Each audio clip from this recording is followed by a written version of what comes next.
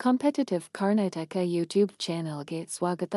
ಪ್ರಚಲಿತ ಘಟನೆಗಳು 01.01/2024 ಭಾರತ ಮತ್ತು ಯುಎಇ ಡೆಸರ್ಟ್ ಸೈಕ್ಲೋನ್ 2024 ಮಿಲಿಟರಿ ವ್ಯಾಯಾಮವನ್ನು ನಡೆಸಲು ಸಜ್ಜಾಗಿವೆ.